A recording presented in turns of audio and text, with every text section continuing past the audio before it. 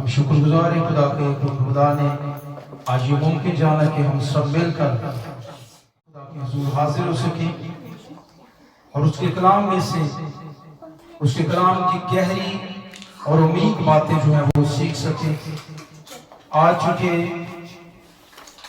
Month का पहला हफ्ता है जिसमें हम अशायरवानी का एहतमाम करते हैं और ये बड़ा खास लम्हा होता है, हमारे सीखने का वक्त होता है जब हम कलाम में से सीखते हैं। और ये वो यादगारी है जिसको हुक्मी तौर पर हमें मनाने का कहा गया है।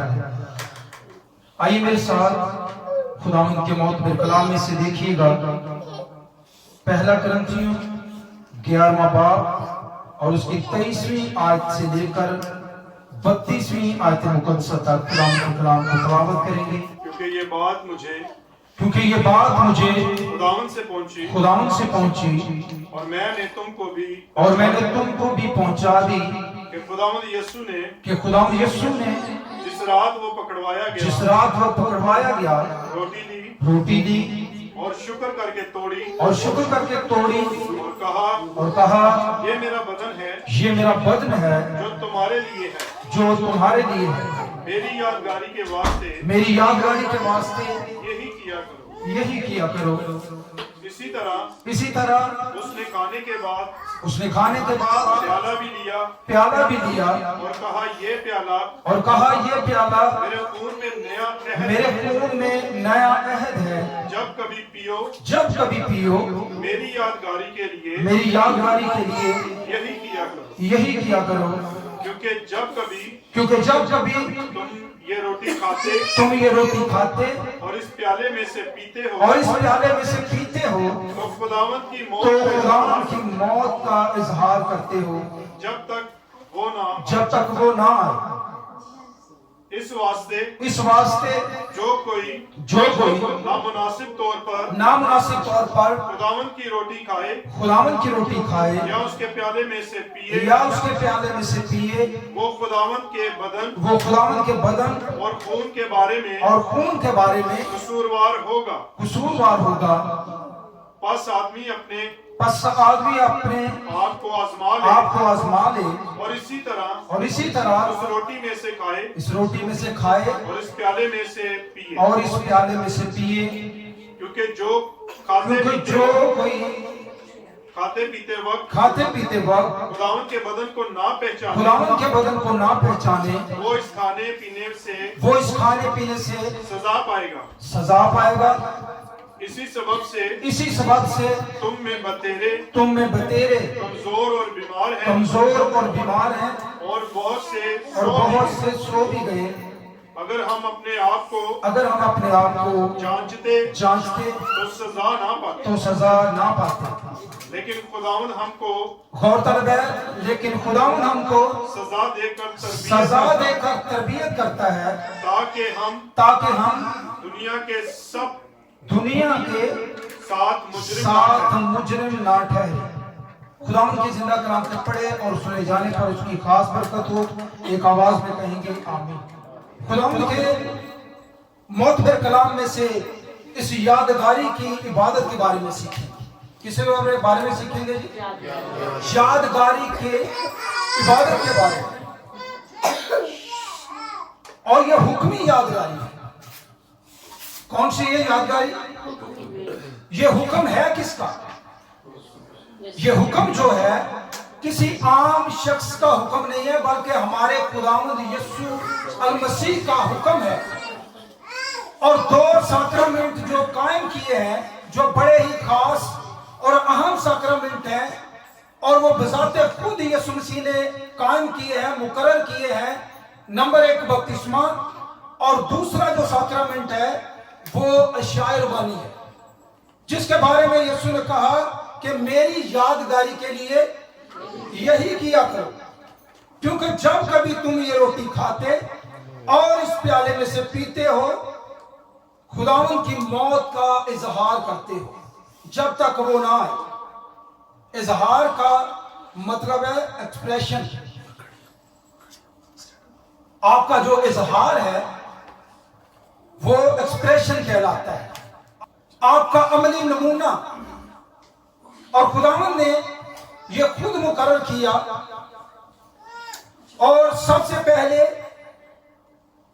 بند کمروں میں اس عبادت کو کیا جاتا تھا، پھر اس کو گھروں میں کیا جاتا تھا، پھر روم کی آزار ثانیوں میں جب مسیحی جو ہیں وہ زمین دوز رہتے تھے تب بھی وہ اس عبادت کو کیا کرتے تھے، اس رسم کو کیا کرتے تھے. اور دنیا کے تمام حصوں میں ہم دیکھتے ہیں کہ اس عبادت کا خصوصی اہتمام کیا جاتا ہے جب مہینے کا پہلا ہفتہ ہوتا ہے. لیکن جب ہم کلام کا مطالعہ کرتے ہیں تو اس میں ہمیں اس بات کی شہادتیں ملتی ہیں کہ ہر روز وہ اس عبادت کا اہتمام کیا کرتے تھے، ہر روز وہ اظہار کیا کرتے تھے. کیونکہ کلام میں لکھا ہے، کیونکہ جب کبھی تم یہ روٹی کھاتے اور اس پیالے میں سے پیتے ہو تو خداوند کی موت کا اظہار کرتے ہو. کس کا اظہار کرتے ہیں جی؟ اور اعمال دوسرا باب جو ہے اس میں ہمیں واضح طور پر ملتا ہے کہ کلیسیا نے پہلی مرتبہ جو ہے اس فرمانبرداری کو پورا کیا. اس حکمیہ فرمانبرداری ہے، یادگاری ہے، اس کو کلیسیا نے پہلی مرتبہ جو ہے پورا کیا اور اس یادگاری کی عبادت کا اہتمام کیا. اس یادگاری کی جو عبادت ہے اس کا مطلب کیا ہے؟ کس بات کی یادگاری ہے؟ کیونکہ یسوع مسیح نے کہا، کیونکہ جب کبھی تم یہ روٹی کھاتے اور اس پیالے میں سے پیتے ہو تو خداوند کی موت کا اظہار کرتے ہو. یہ عبادت کوئی معمولی عبادت نہیں ہے، یہ کوئی رسمی اور رواجی عبادت نہیں ہے کہ جو عام طریقوں کے ساتھ کی جاتی ہے اور بھول جاتے ہیں.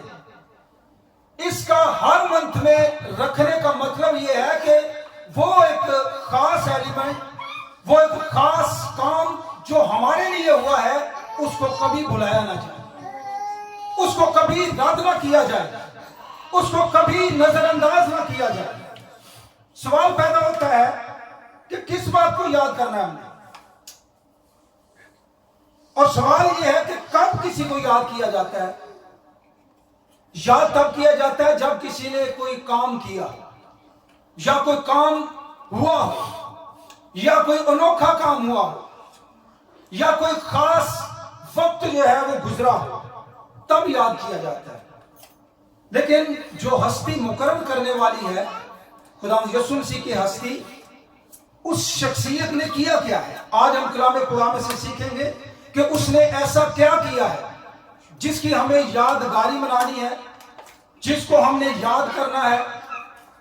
فلپیوں کے نام پولس رسول کا خط دوسرا باب اس کی 6 اور 8 آیت میں ہم دیکھیں گے کہ خداوند یسوع مسیح نے ایسا کیا کیا ہے، اس کی زندگی میں ایسا کیا ہوا ہے جس کو ہم نے یادگاری کے طور پر جو ہے منانا ہے، یاد رکھنا ہے، اظہار کرنا ہے. وہ کیا ہے؟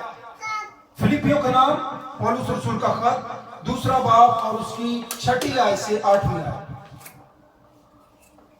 اور اس نے اگرچہ خدا کی صورت پر تھا، اس نے اگر خدا کی صورت پر تھا، خدا کے برابر ہونے کو خدا کے برابر ہونے کو قبضے میں رکھنے کی چیز نہ سمجھا، قبضے میں رکھنے کی چیز نہ سمجھا، بلکہ اپنے آپ کو خالی کر دیا، خادم کی صورت اختیار اور کی، خادم کی صورت اختیار اور کی، انسانوں کے شابہ ہو گیا، مشابہ ہو گیا، اور انسانی شکل میں ظاہر ہو کر اپنے آپ کو پست کر دیا اور یہاں تک فرمانبردار رہا کہ موت بلکہ صلیبی موت گوارا کی. یسوع نے یہ کیا جو وہ کہہ رہا ہے کہ میری یادگاری کے لیے یہی کیا کرنا، خداوند کی موت کا اظہار کرنا. تو یہ عبادت جو ہے اس بات کا اظہار ہم سے کرواتی ہے کہ ہمارے لیے کوئی قربان ہوا ہے، ہمارے لیے کسی نے کوڑے کھائے ہیں، ہمارے لیے کسی کے منہ پر تھوکا گیا ہے، ہمارے لیے کسی کی پسلی میں بھالا لگا ہے، ہمارے لیے کسی پر تانے جو ہیں وہ کسے گئے ہیں. اس بات کو ہم نے یاد رکھنا ہے، اور لکھا ہے نہ صرف موت بلکہ صلیبی موت گوارا کی۔ صلیبی موت جو ہے وہ بڑی ندامت والی موت ہوتی تھی، بڑی کربناک موت ہوتی تھی، بہت ذلت امیز موت ہوتی تھی، اور ہر شخص اس سے کانپتا تھا۔ لیکن میرا اور آپ کا جو مسیحا ہے وہ اس سے ڈرا نہیں ہے۔ اس نے کلام خدا میں لکھا ہے کہ بغیر کسی شرمندگی کی پرواہ کیے ہوئے اس موت کو گلے لگایا ہے، اس موت کا دکھ سہا ہے۔ اور نئے عہد نامہ میں مسیح کی موت کا 175 بار ذکر ملتا ہے۔ کتنی بار جی؟ 175 بار، 175 بار صلیبی موت کا ہمیں ذکر ملتا ہے، اور اسی لیے ملتا ہے کہ ہم اس کو کبھی نہ بھولیں۔ ہمارے ہاں خوشیاں ہو، ہمارے ہاں غم ہو، ہمارے ہاں مصائب ہو، کسی بھی حالت میں ہمیں اس کو بھولنا نہیں ہے۔ اسی لیے اس عبادت کا اہتمام کیا جاتا ہے کلیسیاؤں میں، اور آج بھی رائج ہے۔ اور جب تک خداوند یسوع مسیح آ نہیں جاتا، اس کے بارے میں خود مقرر کر کے دیا کہ جب تک میں نہ آؤں اس عبادت کو کرتے رہنا، اس یادگاری کو مناتے رہنا، اس امپریشن کو، اس اظہار کو آپ نے ظاہر کرتے رہنا۔ خدا یسوع مسیح صلیبی موت اس نے گوارا کی۔ کیا اس کی کوئی غلطی تھی؟ کیا اس نے کوئی گناہ کیا تھا؟ کیا اس کی کوئی خطا تھی؟ کلام خدا میں سے ہم دیکھیں گے لوکا کی انجیل 23واں باب اور اس کی 4 آیت کہ جو صلیب پر چڑھ گیا ہے، کیا اس کا کوئی اپنا گناہ تھا؟ کیا اس کی کوئی اپنی غلطی تھی؟ اس کے بارے میں کلام خدا میں ہم دیکھیں گے لوکا 23واں باب اور اس کی 4 آیت۔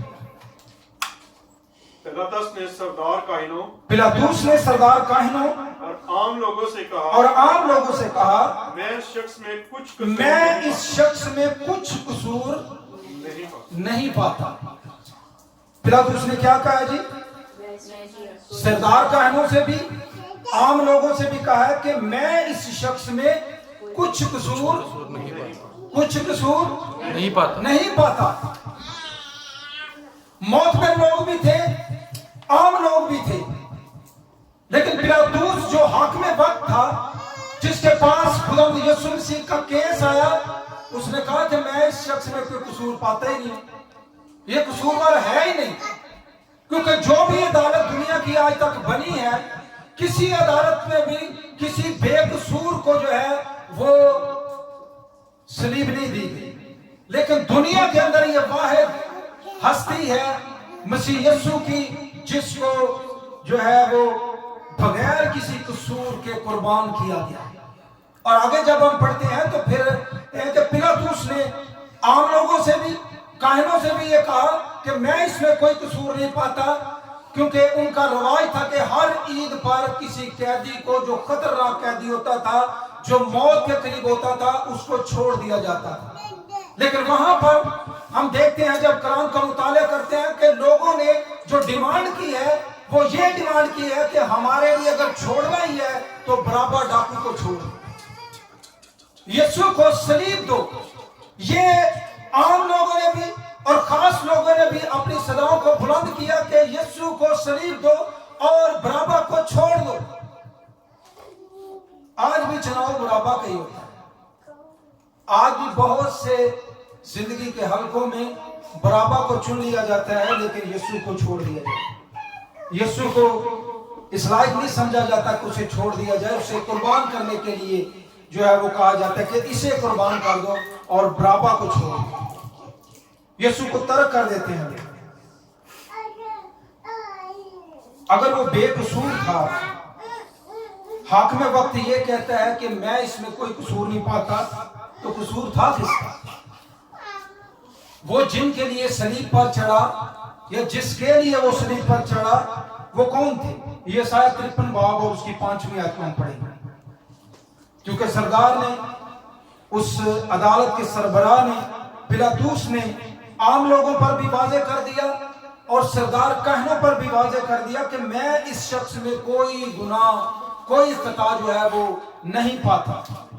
उसने यीशु को छोड़ना चाहा, लेकिन लोगों की ये डिमांड थी कि हमारे लिए बराबा को छोड़ो। हालांकि वो हमारी खताओं के सबब से घायल किया गया और हमारी ही सलामती के लिए उस पर सियासत हुई, ताकि उसके मार खाने से हम शिफा पाएं।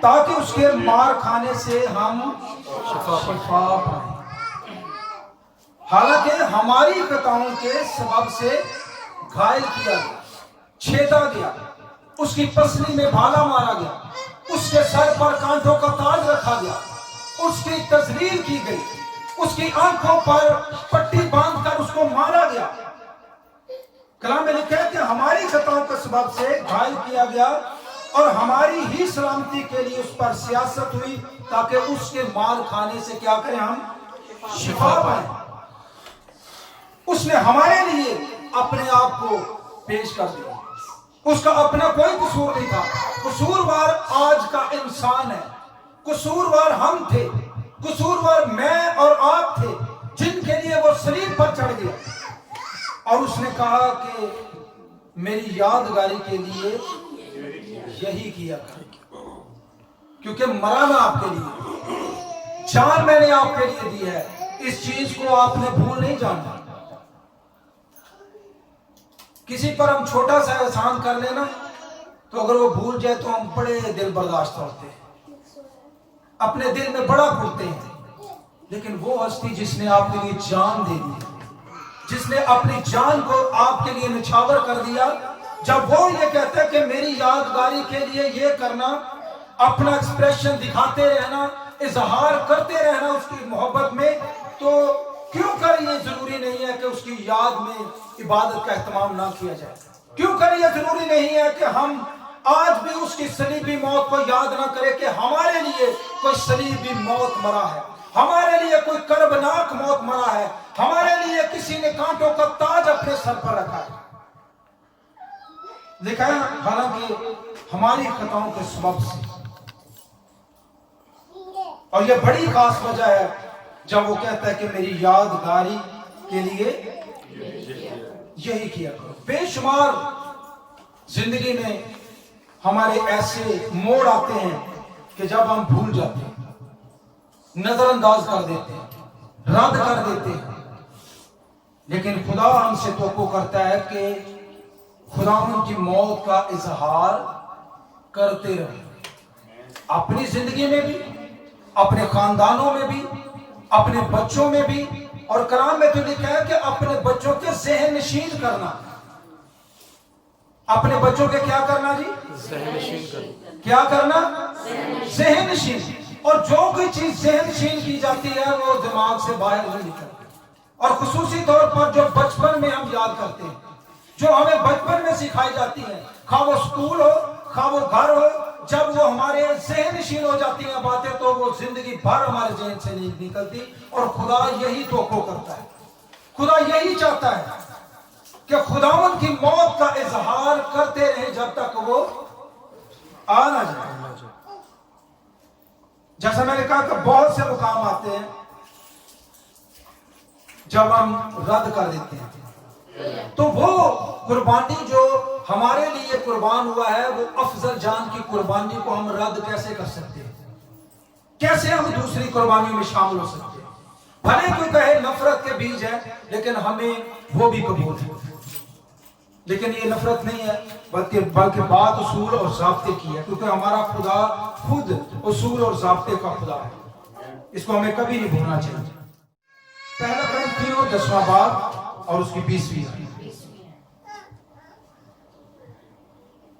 नहीं बल्कि ये कहता हूँ कि जो कुर्बानी गैर कौमें करती हैं, शयातीन की कुर्बानी करती हैं, ना किसने करती है जी?